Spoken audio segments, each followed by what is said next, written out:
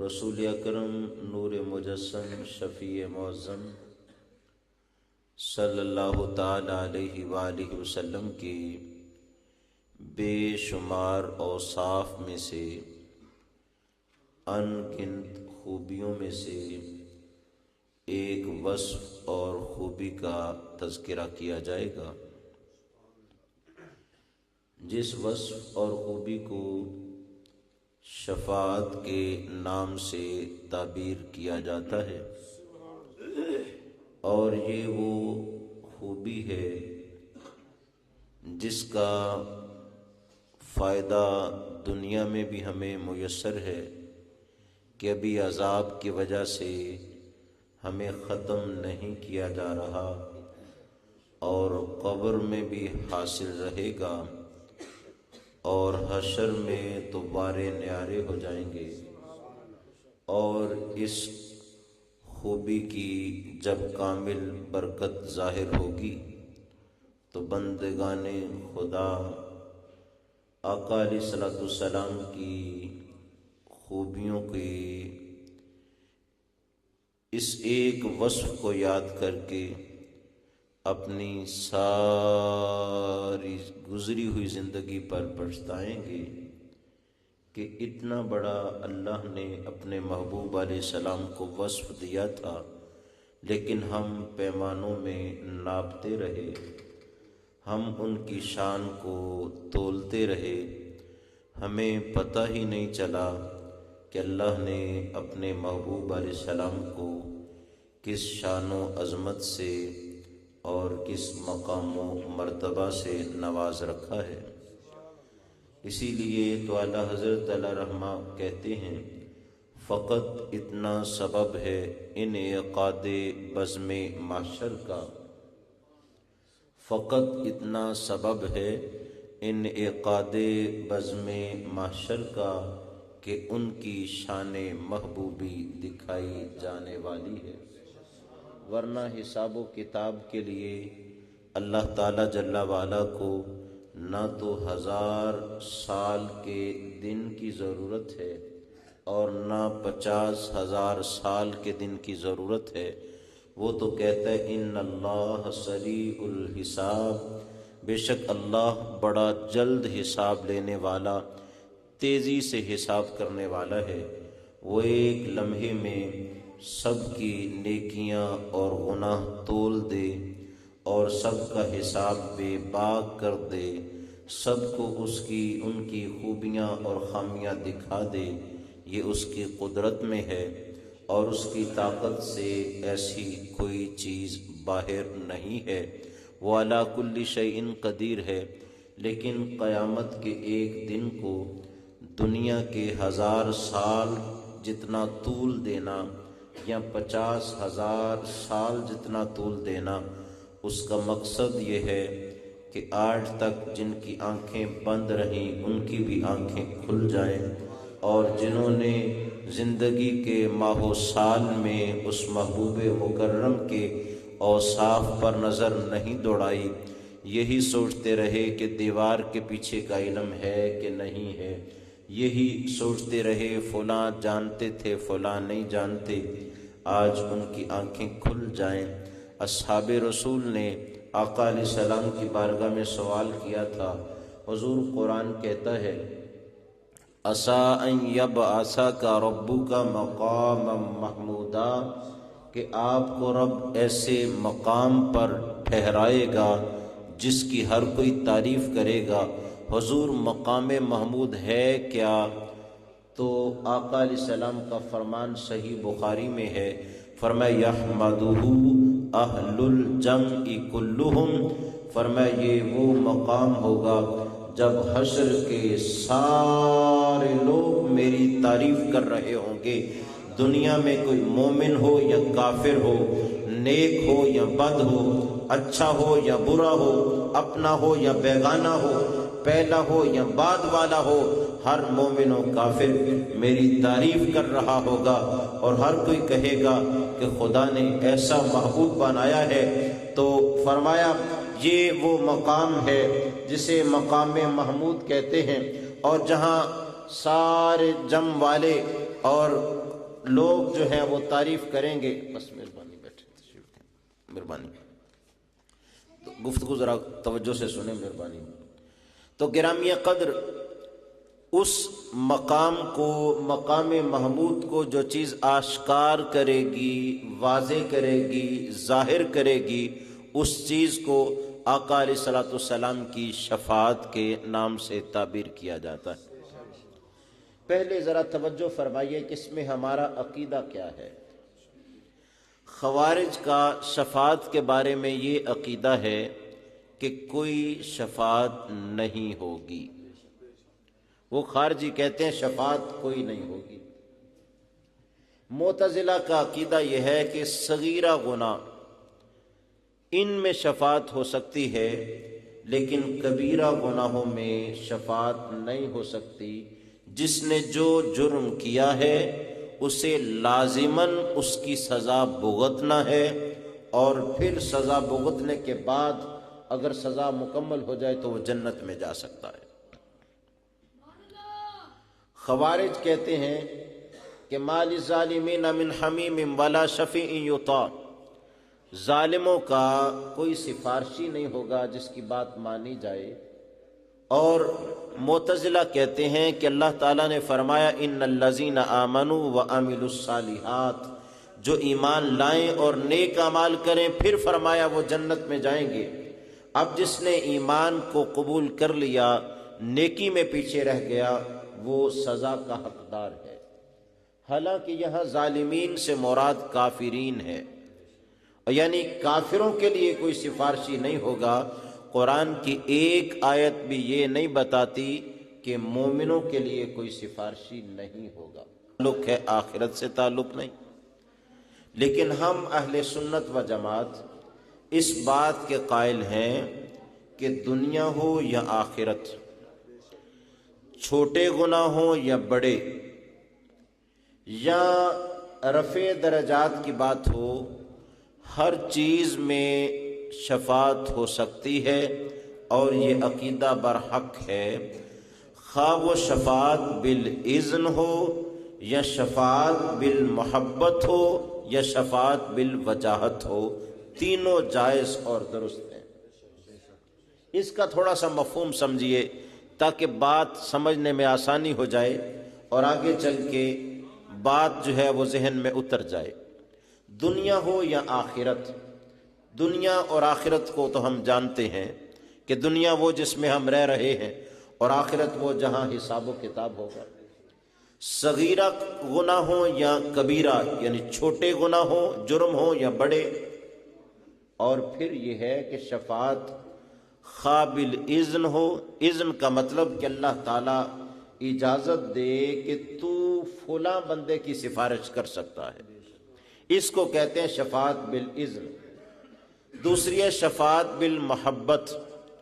اس کا معنی یہ ہے کہ اللہ تعالیٰ کسی سے اتنی محبت کرتا ہے کہ محبوب کہتا ہے یا اللہ فلاں کو بخش دے، رب کہتا ہے میں نے اسے بخش دیا. اسے شفاعت بالمحبت کہتے ہیں. اور شفاعت بالوجاہت یہ ہوتا ہے کہ اللہ تعالیٰ کسی کی قدر و قیمت کو بڑھاتا ہے، اس کو پروٹوکول دیتا ہے، لوگوں میں اعزاز دیتا ہے، تو اعزازاً اس کی شفاعت کو قبول فرماتا ہے. جیسے کوئی صاحب بعد میں آئے، اعزاز والا ہو تو اسے آگے بلایا جاتا ہے، تو اس میں اس کا اعزاز ہوتا ہے، اس کی شان کا اظہار ہوتا ہے. تو اللہ تعالیٰ جل وعلا دنیا میں، آخرت میں، چھوٹے گناہوں میں، بڑے گناہوں میں رسول اللہ صلی اللہ علیہ وسلم کی شفاعت اور جنہیں بھی اذن دے گا ان کی شفاعت کو قبول فرمائے گا، چاہے وہ شفاعت بالاذن ہو، جیسے قرآن نے کہا الا من اذن لہ، جسے رب نے اجازت دی ہو وہ شفاعت کرے گا، یا شفاعت بالمحبت ہو، جیسے رب کہتا ہے وَلَسَوْفَ يُعْطِيكَ رَبُّكَ فَتَرْضَىٰ، اے محبوب رب آپ کو اتنا دے گا، اتنا دے گا کہ راضی کر دے گا. چاہے وہ شفاعت بالوجاہت ہو کہ رب نے کہا فَلَنُوَلِّيَنَّكَ قِبْلَةً تَرْضَاهَا، محبوب قبلہ بدلنا کام تو بہت بڑا ہے، مگر تمہاری عظمت کے اظہار کے لیے ہم یہ کرتے ہیں، تم جدھر چہرہ کرو گے ہم اسے قبلہ بنا دیں گے۔ یہ تینوں کی ایک ایک مثال میں نے قرآن سے دی، شفاعت بالاذن کی بھی، شفاعت بالمحبت کی بھی، اور شفاعت بالوجاہت کی بھی۔ اب ذرا بات پر مزید توجہ کیجیے گا۔ شفاعت بالاذن کے بارے میں قرآن میں متعدد آیات ہیں۔ میں نے جو آیت پڑھی وہ یہ ہے، یومئذ لا تنفع الشفاعۃ، قیامت کا دن وہ دن ہوگا جب سفارش، شفاعت کوئی نفع نہیں دے گی۔ ساتھ ہی فرمایا الا من اذن لہ الرحمن، مگر فرمایا جسے رحمان اجازت دے گا اس کی سفارش نفع دے گی۔ وَرَضِيَ لَهُ قَوْلًا، اور جس کی بات پر رب راضی ہوگا رب اس کو سفارش کا اذن دے گا، اور اس کے لیے رب بخشش کا سبب اور ذریعہ بھی پیدا فرما دے گا۔ اس کو شفاعت بالاذن کہتے ہیں، جو عمومی طور پر شہرت رکھتی ہے۔ بعض لوگ یہ اعتراض کرتے ہیں، جیسے تقویۃ الایمان میں جو تقویۃ الایمان ہے، یہ ہے کہ شفاعت بالمحبت تو جائز نہیں ہے، اس لیے کہ اس کا مطلب یہ ہوتا ہے جس سے محبت کرتے ہوں، اگر اس کی بات نہ مانی جائے اس کے دل کو رنج پہنچتا ہے، اور اللہ تعالیٰ جل وعلا پھر پابند ہو گیا کہ اس کی بات کو مانے، لہذا شفاعت بالمحبت جائز نہیں ہے۔ تو وہ مسئلہ کی حقیقت کو نہیں سمجھ سکے۔ اللہ تعالیٰ پر کچھ واجب نہیں ہوتا، بلکہ اس نے اپنے بندوں کے لیے اعزاز دینے کے لیے اور ان سے محبت ظاہر کرنے کے لیے خود ایسا کیا۔ قرآن کی آیت بھی پڑھی اور حدیث قدسی میں ہے، اللہ تعالیٰ فرماتا ہے جب میرا بندہ مقام قرب حاصل کرتے کرتے میرا محبوب بن جاتا ہے، پھر حالت یہ ہوتی ہے وَلَئِن سَأَلَنِي لَأُوتِيَنَّ، وہ مجھ سے جو سوال کرتا ہے میں خدا اسے عطا فرما دیتا ہوں۔ رب خود کہتا ہے جب بندہ میرے وہاں محبوب بن جاتا ہے پھر وہ جو مانگے میں اسے دیتا ہوں۔ رب خود کہہ رہا ہے کہ مجھ پر لازم نہیں، میں پابند نہیں ہوں، اگر نہ دوں تو کوئی پوچھ نہیں سکتا، لیکن لوگ اپنی محبت میں محبوب سے دغا نہیں کرتے، تو خدا اپنی محبت میں اپنے محبوبوں سے ایسے کیسے کر سکتا ہے؟ وہ تو کہتا ہے وَلَئِن سَأَلَنِي، اور وہ جب بھی مجھ سے سوال مانگے کریں، طلب کریں، لَأُوتِيَنَّ، میں خدا انہیں عطا کرتا ہوں۔ جب رب وعدہ کر رہا ہے تو وہ ان اللہ لا یخلف المیعاد، وہ وعدے کے خلاف نہیں کرتا۔ اور دوسری شفاعت بالوجاہت، یہ مطلب نہیں کہ اللہ تعالیٰ جل وعلا کو پابند کیا جاتا ہے، بلکہ مطلب یہ ہے کہ رب چاہتا ہے جو میرے ہیں، آج خاص فیصلے کا دن ہے، میں بھی لوگوں کو بتاؤں کہ میں بھی ان کا ہوں۔ انہوں نے دنیا میں میری بات کو نہیں ٹالا، آج میدان حشر میں میں ان کے سوال کو نہیں ٹالتا۔ اور اللہ پابند نہیں، اپنے فضل سے ایسا کرتا ہے، لہذا یہ اللہ کے فضل عمیم کی بات ہے کہ وہ جسے نصیب فرمائے۔ اب شفاعت کے بارے میں بنیادی عقیدہ واضح ہوا کہ ہم اہل سنت و جماعت قرآن اور حدیث کی روشنی میں اس بات کا عقیدہ رکھتے ہیں کہ اللہ تعالیٰ اپنے محبوب بندوں کی شفاعت دنیا میں، آخرت میں، چھوٹے گناہوں میں، بڑے گناہوں میں بالاذن، بالمحبت اور بالوجاہت قبول فرماتا ہے۔ اور اگر یوں کہوں تو بے جا نہ ہوگا کہ جو بات فائدے کی ہو اور بخشش کی ہو، بھلا اس کے انکار کی ضرورت ہی کیا ہے؟ میں اور آپ جنازوں میں شریک ہوتے ہیں، نابالغ بچہ یا بچی فوت ہو جائے، اس کے لیے جنازے میں جو دعا مانگتے ہیں، بچہ فوت ہو گیا، دعا اللہم اجعلہ لنا فرطا واجعلہ لنا اجرا وذخرا واجعلہ لنا شافعا ومشفعا۔ اس کے آخری حصے کا معنی یہ ہے، اے اللہ وہ بچہ جو فوت ہو گیا ہے اسے ہمارا سفارشی بنا اور اس کی شفاعت ہمارے حق میں قبول فرما۔ آقا علیہ السلام نے ایک حدیث میں فرمایا انا اول شافع و اول مشفع ولا فخر، فرمایا لوگوں فخر نہیں کر رہا، تحدیث نعمت کے طور پر کہہ رہا ہوں، قیامت کے دن سب سے پہلے شفاعت میں ہی کروں گا اور سب سے پہلے شفاعت قبول بھی میری ہی کی جائے گی۔ ایسا نہیں ہوگا شفاعت پہلے کروں میں اور قبول کسی اور کی ہو۔ فرمایا انا اول شافع و اول مشفع، فرمایا قیامت کو سب سے پہلے شفاعت کروں گا بھی میں اور سب سے پہلے شفاعت قبول بھی میری ہی کی جائے گی۔ ولا فخرا، فرمایا فخر سے نہیں کہہ رہا، رب کے فضل سے کہہ رہا۔ اب بچی ہو تو دعا کرتے ہیں وجعلھا لنا شافعۃ و مشفعۃ، مؤنث کے صیغے ہیں، معنی یہی ہے۔ تو جب ہم نماز جنازہ میں نابالغ کے جنازہ کے لیے حاضر ہوتے ہیں، چاہے وہ ہمارا عزیز ہو یا دور کا ہو، تو کہتے ہیں اے اللہ اس چھوٹے مرنے والے بچے کو ہمارے لیے شفاعت کرنے والا بنا اور اس کی شفاعت کو ہمارے حق میں قبول فرما۔ میں کہتا ہوں عقل پہ پردہ ڈلنے والی بات ہے جو شخص نماز جنازہ میں چھوٹے بچے اور میت پر کھڑے ہو کے رب سے کہہ رہا ہوتا ہے اے اللہ یہ میری شفاعت کرے اور تو اس کی شفاعت میرے حق میں قبول فرما، بھلا وہ یہ کہے کہ نبی شفاعت نہیں کرتا تو اسے سمجھ ہی نہیں ہے کہ آقا علیہ السلام تو فرماتے ہیں پہلا شفیع بھی میں ہوں، پہلا شافع بھی میں ہوں اور پہلا مشفع بھی میں ہوں۔ ارے تمہارا بچہ چھوٹا مر جائے تو وہ شفاعت کرے اور رسول اللہ صلی اللہ علیہ وسلم جن کی خاطر اللہ نے ساری کائنات بنائی بھلا وہ شفاعت نہ کریں، یہ کیسے ہو سکتا ہے؟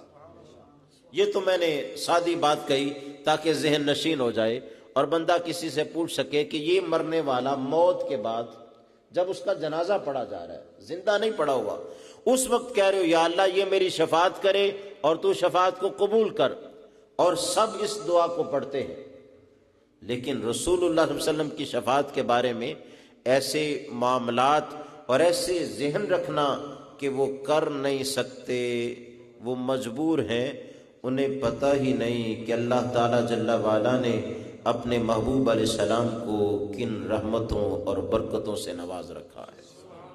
اور نعرہ تکبیر، نعرہ رسالت، نعرہ حیدری، علماء حق اہل سنت، اس کو کہتے ہیں فہم موضوع، یعنی میں آج جو آپ سے بات کہنا چاہتا ہوں وہ بات سمجھائیے کہ یہ بات کرنا چاہ رہا ہوں۔ اب ذرا اس بات پر قرآن و حدیث کو دیکھیے، آقا علیہ السلام کے فرامین کو دیکھیے کہ رسول اللہ صلی اللہ علیہ وسلم کیا ارشاد فرماتے ہیں۔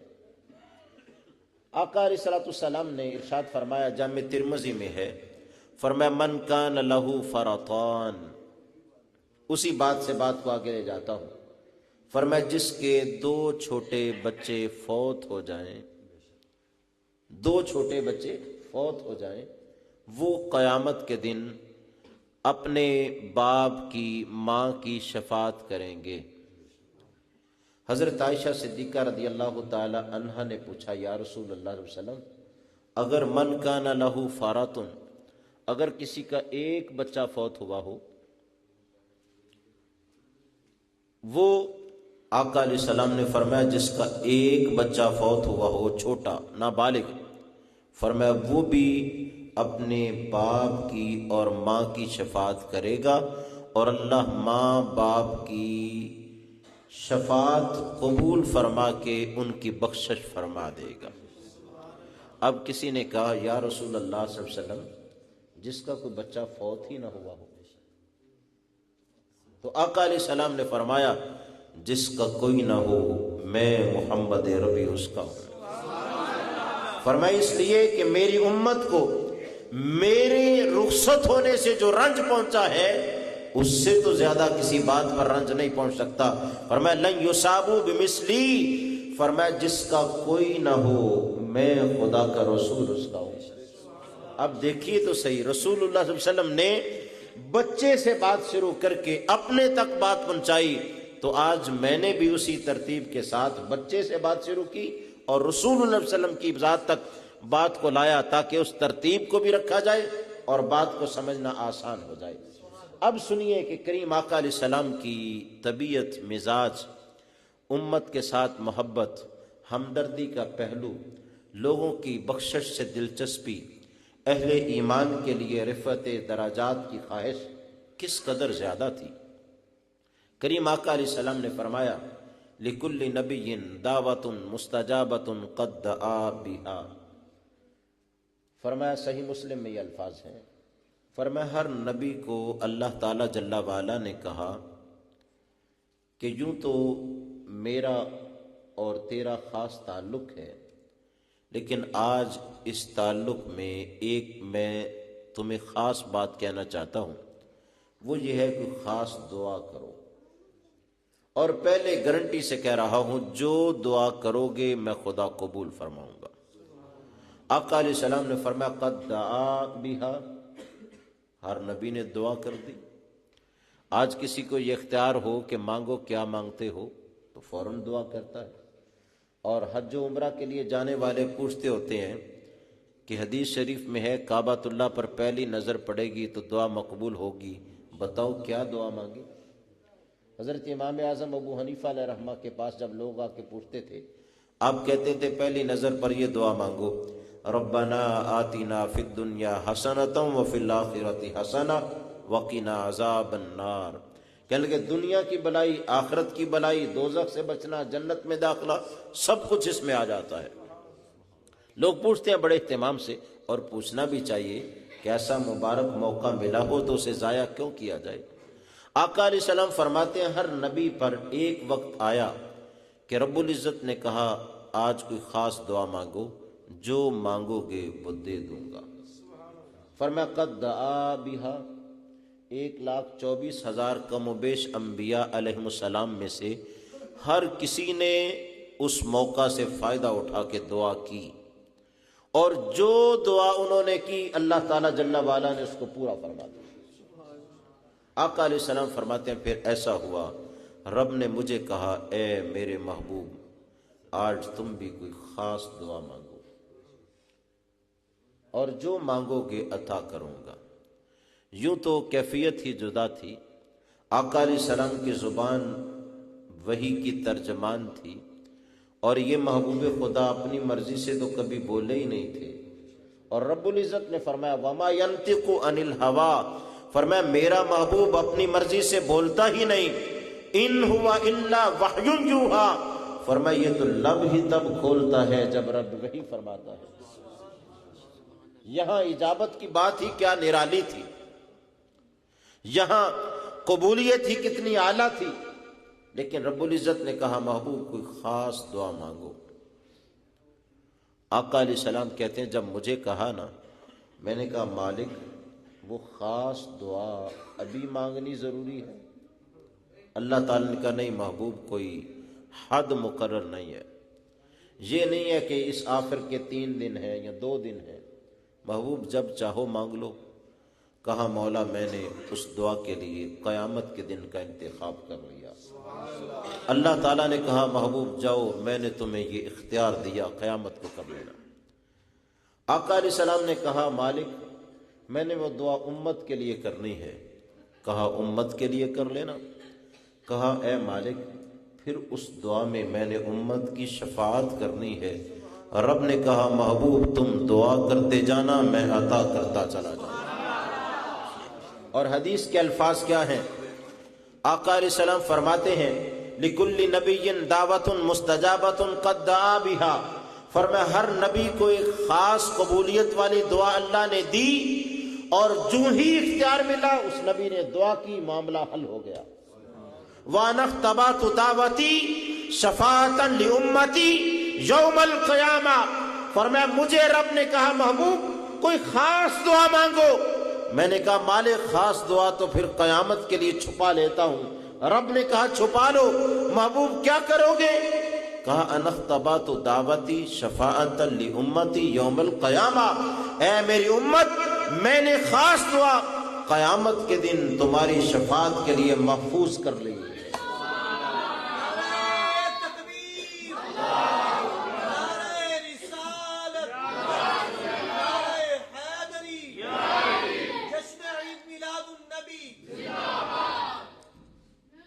اسی بات کو اعلی حضرت عظیم البرکت علیہ رحمہ نے کہا نا، پیش حق۔ پیش حق کا مطلب اللہ تعالیٰ کے اس بارگاہ میں پیش حق مجدہ شفاعت کا سناتے جائیں گے۔ پیش حق مجدہ شفاعت کا سناتے جائیں گے، آپ روتے جائیں گے، ہم کو ہنساتے جائیں گے۔ آپ روتے جائیں گے، ہم کو ہنساتے جائیں گے۔ وسعتیں دی ہیں خدا نے دامن محبوب میں، وسعتیں دی ہیں خدا نے دامن محبوب میں۔ دامن جتنا وسیع ہو نا اتنی زیادہ چیز اس میں آ جاتی ہے۔ وسعتیں دی ہیں خدا نے دامن محبوب میں، جرم کھلتے جائیں گے اور وہ چھپاتے جائیں گے۔ پیش حق مجدہ شفاعت کا سناتے جائیں گے، آپ روتے جائیں گے، ہم کو ہنساتے جائیں گے۔ رسول اکرم نور مجسم شفیع معظم صلی اللہ علیہ وسلم نے امت کو بتایا، ترغیب دی، اس طرف راغب کیا اور انہیں کہا کہ اس طرف میں اعلان کرو اور بتاؤ تو صحیح، سب کچھ جس کی برکت سے حاصل ہوتا ہو اور حل ہوتا ہو، بھلا اس کی طرف رجحان نہ کریں تو کس طرف کریں؟ اور آپ دیکھیے تو صحیح، کریم آقا علیہ الصلوۃ والسلام جب اس کا تذکرہ فرماتے ہیں تو کہاں تک بات بڑھتی ہے۔ میرے اور آپ کے پیارے کریم آقا علیہ السلام نے کہا، آتانی آتن من عند ربی، فرمایا رب کی طرف سے خاص آنے والا میرے پاس آیا، یعنی جبریل امین حاضر خدمت ہوئے اور انہوں نے آ کے کہا، اے محبوب خدا، آپ کے رب نے پیغام بھیجا ہے، اور وہ کیا ہے؟ فخیرنی بین ان یدخل نصف امت الجنہ و بین الشفاعہ۔ رب نے اختیار دیا، کہا محبوب تمہیں اختیار ہے۔ محبوبوں کو اختیار دیے جاتے ہیں۔ آقا علیہ الصلوۃ والسلام نے یہ بھی فرمایا ہے، فرمایا بندے کو رب نے اختیار دیا۔ کیا اختیار دیا؟ ما بین عندہ و ما بین الدنیا، چاہے تو دنیا میں رہے، چاہے تو واپس پلٹ آئے۔ اور صحابہ کہتے ہیں حضرت صدیق اکبر رضی اللہ تعالیٰ عنہ رو پڑے جب آقا علیہ السلام نے فرمایا نا فخیر ما عند اللہ، اس نے اللہ کی طرف جانا ہے، چن لیا ہے۔ صدیق اللہ کہ سرکار تو اپنے اس دنیا سے رخصت ہونے کی ہمیں خبر دے رہے ہیں، ارے وہاں تو حال یہ ہے دنیا سے رخصت بھی ہونا ہو تو اللہ تعالیٰ اختیار دیتا ہے، محبوب بتاؤ اور رہنا چاہتے ہو کہ واپس آنا چاہتے ہو؟ ارے یہ تو محبوب خدا کی بات ہے۔ آپ کلیم اللہ کو ہی دیکھ لیجئے، صحیح بخاری میں آتا ہے جبریل اسرائیل آئے نا، انہوں نے تھپڑ رسید کیا، آنکھ نکل گئی، رب کے پاس جا کے کہتے ہیں اللہم ارسلتنی الی عبد لا یرید الموت، اے اللہ تو نے اس بندے کے پاس مجھے دے بھیج دیا جو مرنا ہی نہیں چاہتا۔ رب نے کہا نہیں، اسرائیل تمہیں مغالطہ ہوا ہے، وہ اور لوگ تھے جو موت سے ڈرا کرتے ہیں، جو میرے ہوتے ہیں یہ تو ادھر آنا محبوب سمجھتے ہیں، اور یہ تو وہ لوگ ہیں جو کہتے ہیں الموت جسر یوصل الحبیب الی الحبیب، موت وہ پل ہے جو حبیب کو حبیب سے ملا دیتا ہے۔ ان کی کیفیت تو ایسی نہیں ہوتی۔ اللہ تعالیٰ نے واپس بھیجا، کہا اسرائیل مغالطہ درست کرو اور جا کے میرے اس بندے سے کہو کہ ایک بیل کے جسم پر یوں ہاتھ پھیرے اور اس کے ہاتھ کے نیچے جتنے بیل کے بال آئیں اتنے سال اور انہیں زندگی دی جائے گی۔ اب یہ اسرائیل کا مغالطہ نکالنا تھا، انہوں نے کہا اللہم ارسلتنی الی عبد لا یرید الموت، اے اللہ اس کے پاس بھیجا ہے جو مرنا ہی نہیں چاہتا۔ اسرائیل سمجھتے تھے کہ جب میں جاتا ہوں ہر کوئی ڈر جاتا ہے، موت کا پیغام ہے نا، انہیں نہیں پتا کہ کچھ انتظار کر رہے ہوتے ہیں کہ محبوب کا پیغام آتا کب ہے۔ اب ہوا کیا، اسرائیل سے اللہ نے مسئلہ حل کروایا، جا کے کہا اے موسیٰ علیہ السلام آپ کو اللہ کا سلام ہو۔ اب طریقہ بدل گیا بات کا، کہا رب کہتا ہے بیل کے جسم پر یوں ہاتھ پھیرو، ہاتھ رکھو، جتنے بال ہاتھ کے نیچے آ جائیں اتنے سال اور زندگی ملے گی۔ اب آپ بھی جانتے ہیں کہ بیل کے بال کتنے زیادہ ہوتے ہیں، گنے نہیں جا سکتے، اور یوں ہاتھ رکھنا اور پھیرنا، اس کے نیچے کو 1000 دو نہیں آتے، بہت زیادہ تعداد ہوتی ہے۔ موسیٰ علیہ السلام نے پوچھا پھر اس کے بعد کیا ہوگا؟ انہوں نے کہا ثم الموت، پھر موت آئے گی۔ فرمایا پھر کلیم اللہ ابھی رب کے حضور جانے کے لیے تیار ہے، فرمایا ابھی اس کے لیے تیار ہیں۔ وہ معاملہ کچھ اور تھا۔ تو گرامی قدر اللہ والوں کی تو کیفیت یہ ہوتی ہے، وہ انتظار کر رہے ہوتے ہیں کب مشن مکمل ہو اور رب کی بارگاہ میں سلامتی کے ساتھ واپس پلٹ جائیں۔ اور آقا علیہ السلام نے فرمایا مجھے بھی رب نے اختیار دیا، محبوب آنا چاہتے ہو رہنا چاہتے ہو؟ میں نے کہا مولا جو مشن دیا تھا وہ مکمل ہو گیا، اب میں آنا چاہتا ہوں۔ اور وہی محبوب خدا کہتے ہیں رب نے مجھے اختیار دیا فرشتے کو بھیج کے، کہا محبوب بتاؤ آدھی امت تمہاری جنت میں داخل کر دیں؟ اب اختیار میں کوئی دوسری چیز بھی ہوتی ہے نا، 2 چیزوں میں سے کچھ چنی جاتی ہے، یا 3 یا زیادہ ہوتی ہیں، یا محبوب آپ کو اذن شفاعت دے دیں۔ آقا علیہ السلام فرماتے ہیں جب رب نے مجھے اختیار دیا نا محبوب بتاؤ آدھی امت بخش دیں یا پھر آپ کو شفاعت کا اختیار دے دیں کہ جس جس کو آپ کہتے رہے ہم بخش دیں؟ آقا علیہ السلام نے فرمایا میں نے تأمل نہیں کیا، فاخترت الشفاعہ، میں نے کہا مولا آدھی امت کی بخشش کا یہ مطلب ہے کہ باقی آدھی میں بات نہیں کر سکوں گا، وہ کدھر جائے گی؟ اے اللہ فاخترت الشفاعہ، میں نے شفاعت کو چن لیا ہے، جس جس کو میں کہتا جاؤں جنت میں داخل کرتا جانا۔ رب نے کہا محبوب تمہیں یہ اختیار دے دیا ہے، اب جس جس کو تم کہتے جاؤ گے میں خدا اس کو جنت میں بیٹھتا چلا جاؤں۔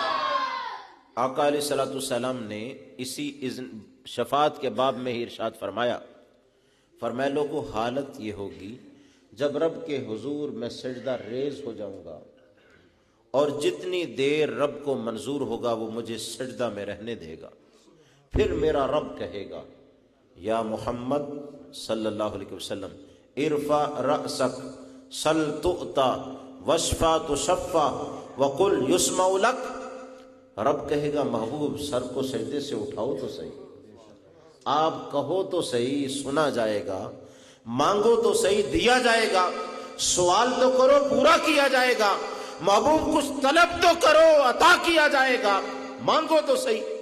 آقا علیہ السلام فرماتے ہیں پھر میں سوال کروں گا، میں کہوں گا یا اللہ اس کو بھی بخش دے، اس کو بھی بخش دے، جو بھی دوزخ کے عذاب میں مبتلا ہے میرا امتی تھا، جس کے چہرے کو تو نے محفوظ رکھا اس کو بھی بخش دے۔ رب بخشے گا، بخشتا جائے گا، پھر رب مجھے کہے گا یا محمد اردیتا، اے محمد عربی بتاؤ راضی ہو گئے ہو؟ میں کہوں گا ردیت یا رب، اے میرے رب میں راضی ہوں۔ رب کہے گا لو محبوب جیسے تم راضی ہو ویسے ہم راضی ہیں۔ گرامی قدر اللہ رب العزت جل وعلا نے آقا علیہ السلام کو شفاعت بالاذن سے، شفاعت بالمحبت سے، شفاعت بالوجاہت سے نواز رکھا ہے، اور بالوجاہت کی بات بھی کیا کرنی، یہ کسی کا اعزاز دکھلانے کے لیے ہوتا ہے۔ اللہ تعالیٰ قرآن میں کہتا ہے وَكَانَ عِندَ اللَّهِ وَجِيهًا، فرمائے موسیٰ علیہ السلام اللہ کے ہاں بڑی قدر و قیمت والے ہیں۔ ان لوگوں کو پتہ ہی نہیں جو معاذ اللہ کہتے ہیں اللہ کے سامنے کوئی نبی ولی بھی ہو تو معاذ اللہ چمار کی طرح ہے اور ایسے ہے۔ ارے رب کہتا ہے کہ نبی موسیٰ میرے ہاں وجاہت والے ہیں، قدر والے ہیں، عزت والے ہیں، احترام والے ہیں۔ اور عیسیٰ علیہ السلام کی باری آئی، فرمایا وجیہن فی الدنیا والآخرہ، فرمایا دنیا میں بھی ان کی عزت ہے، آخرت میں بھی ان کی عزت ہے۔ ارے ان نبیوں کی عزت کی بات کرتے کرتے پھر رب نے جب اپنے محبوب کا ذکر کیا نا سورہ تحریم میں، وہ بھی قرآن میں ہے، رب نے کہا قیامت کا دن بڑا سخت ہوگا، ہولناک ہوگا، پسینے میں لوگ ڈوبے ہوئے ہوں گے، پریشانی میں مبتلا ہوں گے، اور کیفیت اس دن کی ایسے ہوگی کہ دل حلق کو آ رہے ہوں گے۔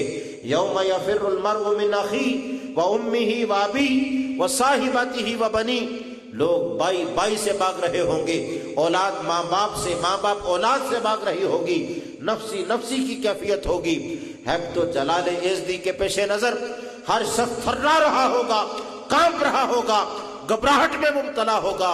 اللہ تعالیٰ نے کہا یوم لا یخزی اللہ النبیش، رب نے کہا جب سختی کا وقت ہوگا، رسوائی میں لوگ پڑے ہوں گے، یاد رکھو اس دن لا یخزی اللہ النبیش، اللہ نبی کو رسوا نہیں کرے گا، نبی کو اس دن بھی عزت عطا فرمائے گا۔ پھر فرمایا والذین معہ، اور والذین آمنوا معہ، اور جو نبی پر ایمان لائے ہوئے ہوں گے، ان کے قریبی ہوں گے، رب نبی کے صدقے انہیں بھی رسوا نہیں ہونے دے گا۔ خزیٌ کہتے ہیں رسوائی کو، اور لا یخزی رب کہتا ہے نہیں رسوا کرے گا۔ فرمایا دن تو رسوائی کا ہے، لوگ بڑی رسوائی میں ہوں گے، مشکل میں ہوں گے، لیکن نبی کریم علیہ السلام کو اس دن بھی اللہ عزت دے گا، اور یہی عزت وجاہت کہلواتی ہے۔ رب نے کہا اے لوگو جب ہر کوئی ذلت میں گر رہا ہوگا، خدا اس وقت بھی اپنے نبی کے سر پہ عزت کا توق، عزت کا سنہرا لگا رہا ہوگا، اور رب اپنے نبی کو عزت دے رہا ہوگا، اور ایسا تاج سجائے گا عزت کا کہ والذین آمنوا معہ، جو نبی پر ایمان لائے ہیں رب انہیں بھی رسوا نہیں ہونے دے گا۔ آپ دیکھیے رسوائی سے بچنے کی صورت کیا ہے، بس نبی کے ہو جاؤ، انہیں مان لو، ورنہ تو وہ دن رسوائی کا ہی دن ہے، ورنہ تو وہ دن مشکل کا ہی دن ہے، ورنہ وہ دن گھبراہٹ کا دن ہے، وہ دن یوم الفرار ہے، وہ دن سختی کا دن ہے، حزن و ملال کا دن ہے، پچھتاوے کا دن ہے، ہاتھوں پہ ہاتھ ملنے کا دن ہے۔ لیکن رب نے کہا جو نبی کے ساتھ آ گیا نا، اس کے لیے قیامت کا دن عزت کا دن ہے، احترام کا دن ہے، وجاہت کا دن ہے، قدر و قیمت کا دن ہے۔ فرمایا پھر اسے پتہ چلے گا ان کے ساتھ آنے کی برکت کتنی زیادہ ہے۔ اور آقا علیہ السلام نے تو فرمایا میری امت تم خوش ہو جاؤ، آنے میں تم آخر میں ہو، اور جنت میں جانے میں تم سب سے پہلے ہو۔ بتاؤ تو صحیح جو بعد میں آئے، لوگ کہتے ہیں پہلے آئیے پہلے پائیے، یہ قاعدہ ہے، جو پہلے لائن میں لگا اس کا پہلا حق بنتا ہے۔ لیکن رسول اللہ صلی اللہ علیہ وسلم نے فرمایا امت تمہاری کیفیت کتنی اعلیٰ ہے، آئے بعد میں ہو، جنت میں سب سے پہلے جاؤ گے۔ اور فرمایا سب سے پہلے جنت کا دروازہ میں ہی کھٹکھٹاؤں گا، سب سے پہلے جنت کا دروازہ میرے لیے ہی کھولا جائے گا۔ فرمایا میں ہی سب سے پہلے شفاعت کروں گا، میری شفاعت کو سب سے پہلے قبول کیا جائے گا۔ اس وقت ساری امتوں کے لوگ دیکھ کر کہہ رہے ہوں گے کہ کاش ہم بھی اسی نبی کے امتی ہوتے تو آج بات جلدی بن جاتی۔ اور گرامی قدر کیسی کیفیت ہے، یہاں معمولی سا کام ہو نا، یہ بل جمع کروانے ہیں بینک میں، لمبی لائن لگی ہو، کوئی ایک شخص بعد میں آئے اور وہ آ کے ڈائریکٹ وہاں بل جمع کروا کے چلا جائے، تو 100 آدمی جو لائن میں کھڑا ہے نا حسرت کی نگاہ سے دیکھتا ہے، کہتا ہے اس کا بڑا پروٹوکول ہے، اس کا لگتا ہے اندر کوئی رابطہ ہے، کوئی تعلق ہے۔ ہم کتنے دیر سے کھڑے ہیں اور کڑکتی دھوپ میں ہماری باری نہیں آ رہی، اور پوری لائن کو روک کے اس کا مسئلہ حل کیا۔ ارے بتاؤ تو صحیح، قیامت میں جب ساری امتیں جنہوں نے قبر میں بھی زیادہ انتظار کیا ہے وہ کھڑی ہوں گی، اور رب کہے گا تم ابھی ٹھہرو، پہلے میرا آخری نبی آئے گا، پہلے اس کی امت آئے گی، وہ سب جنت میں جائیں گے، پھر تم اس طرف آؤ گے، تو وہ بھی کہیں گے لگتا ہے ان کا اندر رابطہ بڑا مضبوط ہے، اور اس رابطے کا نام ہی محمد عربی صلی اللہ علیہ وسلم ہے۔ اور گرامی قدر کتنا عظیم رابطہ ہے، لوگ بڑے درجے پہ پہنچ جائیں نا چھوٹوں کو بھول جاتے ہیں، اور ایسے بھی بدبخت ہیں جنہیں کچھ عزت مل جائے نا تو ماں باپ کو بھی بھول جاتے ہیں، انہیں اپنے استاد بھی حقیر نظر آتے ہیں۔ ہم ایسی ساری کتابیں قابل ضبطی سمجھتے ہیں جنہیں پڑھ کے بچے والدین کو خبتی سمجھتے ہیں۔ لوگوں کا مزاج خراب ہو جاتا ہے، عقل کام نہیں کرتی اور پاؤں زمین پہ نہیں آتے، لیکن بتاؤ تو صحیح، بھلا محمد عربی صلی اللہ علیہ وآلہ وسلم جیسا بھی رتبہ کسی کو ملا؟ ارے اس عظیم رتبے میں بھی اپنے معمولی امتی کو بھی نہیں بھولے۔ وہ تو شب معراج نہیں بھولے، کہا ربی حبلی امتی، اور نمازوں کا تحفہ بھی لے کے آئے۔ ارے جب اس وقت نہیں بھولے، وہ قیامت میں اور قبر میں کیسے بھولیں؟ درجہ جتنا بڑھتا چلا گیا، امت سے ہمدردی اتنی بڑھتی چلی گئی، اور اللہ تعالیٰ جل وعلا نے عنایات بھی اتنی ہی زیادہ کی۔ آقا علیہ السلام نے فرمایا، جامع ترمذی میں ہے، فرمایا وعدنی ربی، میرے رب نے میرے ساتھ وعدہ کیا ہے۔ بھلا بتاؤ وعدہ کس سے کیا جاتا ہے؟ اس کی شان و شوکت کو ظاہر کرنے کے لیے کیا جاتا ہے۔ بھلا بڑا آدمی تو چھوٹے سے بات بھی نہیں کرتا، اس کی آنکھ میں آنکھ نہیں ملاتا، وعدہ کون کرتا ہے؟ لیکن خدا ہے بے نیاز، ہے الصمد، اسے کوئی پوچھ نہیں سکتا، اور اس کے باوجود آقا علیہ السلام کہتے ہیں وعدنی ربی، میرے رب نے مجھ سے وعدہ کیا ہے۔ حضور کیا وعدہ کیا ہے؟ بھلا دیکھیے تو صحیح، وعدہ رب کر رہا ہے اور وعدہ رسول اللہ صلی اللہ علیہ وسلم سے ہو رہا ہے، لیکن وعدہ ہو کن کے بارے میں رہا ہے؟ ہم گناہگاروں کے بارے میں۔ وعدہ کیا ہے؟ آقا علیہ السلام نے کہا، رب نے کہا محبوب وعدہ ہے، اور وعدہ یہ ہے تیری امت سے 70,000 افراد کو بغیر حساب اور عذاب کے جنت میں بیٹھ دوں گا۔ اب 70,000 بڑی بات ہے، ایک شخص کے لیے بھی بات ہو تو بڑی ہوتی ہے، 70,000۔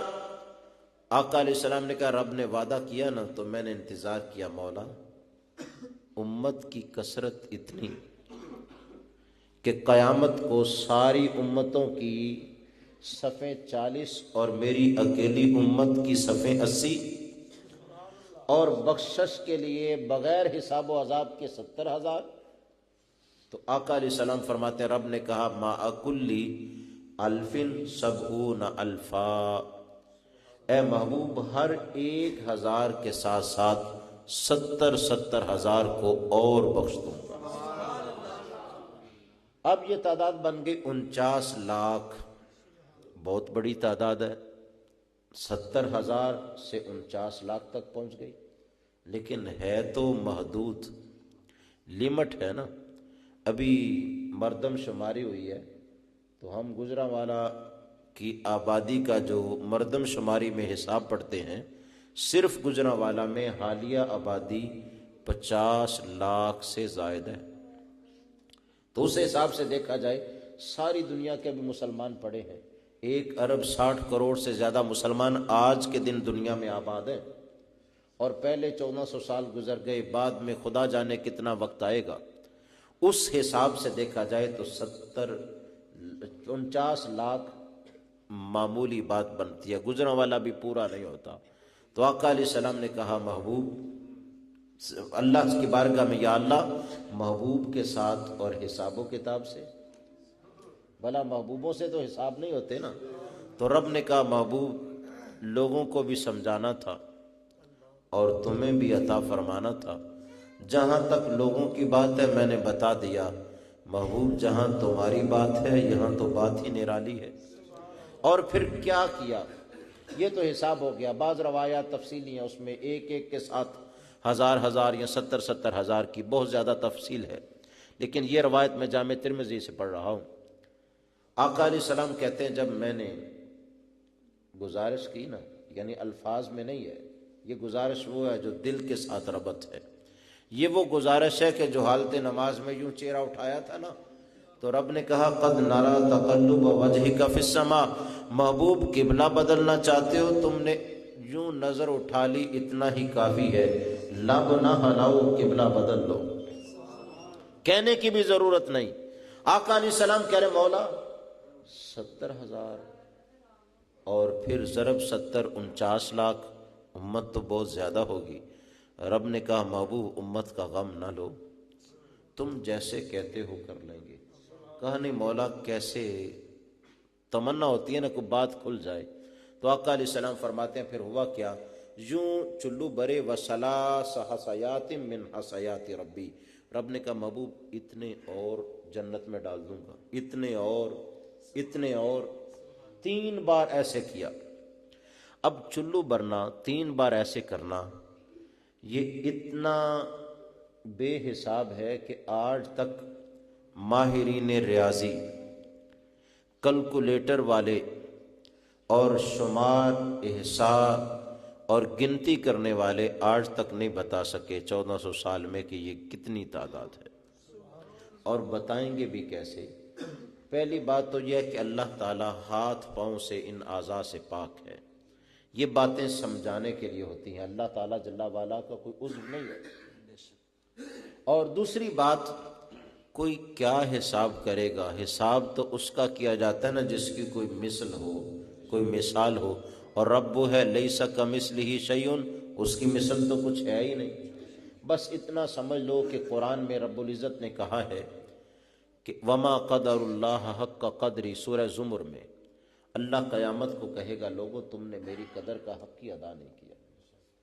والارض قبضتہ یوم القیامہ والسماوات مطویات بیمینہ، میں نے پہلے کہا اللہ ہاتھ سے پاک ہے، اعضاء سے پاک ہے، لیکن مثال سمجھانے کے لیے رب نے قرآن میں کیا دی؟ رب نے کہا یوں اللہ تعالیٰ دایاں ہاتھ مٹھی بند کرے گا نا تو زمین و آسمان اور کائنات کی ہر چیز اس کے اندر بند ہوگی، باہر کچھ نہیں بچے گا۔ ارے وہ خدا جو یوں مٹھی بند کر لے باہر بچتا کچھ نہیں، وہ خدا کہتا ہے محبوب یوں کھلے ہاتھوں سے اتنے اور بخش دوں گا، اتنے اور بخش دوں گا، اتنے اور بخش دوں گا۔ آپ اندازہ تو کریں کون اس کا حساب کر سکتا ہے، کون اس کا اندازہ کر سکتا ہے؟ بس باتوں میں نہ الجھ جائیے، اپنے ذہن کو مغالطوں میں نہ ڈالتے جائیے۔ شان رسالت مآب تو ایسی ہے کہ قیامت کے دن کافر بھی بول اٹھے گا کہ ایسا محبوب تھا ہمیں پتہ ہی نہیں چلا۔ ارے آج جو بڑی محبت کرتے ہیں نا، آقا علیہ السلام کا دم بدم نام لیتے ہیں اور صبح و شام ان پر درود پڑھتے ہیں، جب وہ بھی خدا کی بارگاہ میں ان کا اعزاز دیکھیں گے کہیں گے کچھ بھی نہیں کیا، حق تو یہ تھا کہ اس کا حق ادا ہی نہیں ہوا۔